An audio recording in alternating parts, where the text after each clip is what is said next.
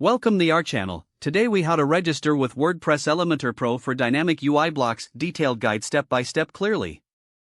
To register with WordPress Elementor Pro for dynamic UI blocks, first, ensure you have a WordPress website set up. Next, log in to your WordPress dashboard using your admin credentials.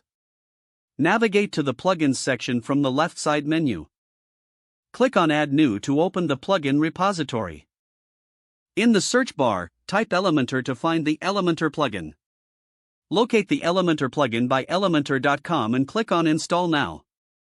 Once installed, click on the Activate button to enable the plugin. After activating Elementor, repeat the process for Elementor Pro.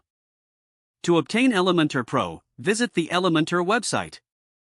Choose a pricing plan that suits your needs and proceed to checkout. After completing the purchase, download the Elementor Pro plugin file to your computer. Return to your WordPress dashboard and go back to the Plugins section. Click on Add New and then choose Upload Plugin. Select the Elementor Pro zip file you downloaded and click Install Now. After installation, click on Activate Plugin to enable Elementor Pro. Now, go to the Elementor settings under the Elementor menu in the dashboard. You will see an option to connect your Elementor Pro license key. Copy the license key from your Elementor account and paste it into the required field. Click on Activate to register the license key. Once activated, you will have access to dynamic UI blocks and other premium features. Now, create or edit a page using Elementor. In the Elementor editor, look for the Blocks section in the left panel. Here, you can add dynamic UI blocks to your page layout. Customize the blocks according to your design preferences. Save your changes and preview the page to see the dynamic content in action. You are now fully registered and ready to use dynamic UI blocks with Elementor Pro on your WordPress site.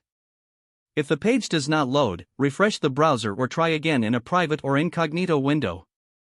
Make sure you are using the correct email address, then retype it carefully to avoid small typos.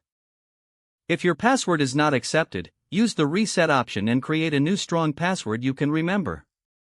Check your spam folder for verification or security emails, then complete any requested confirmation steps.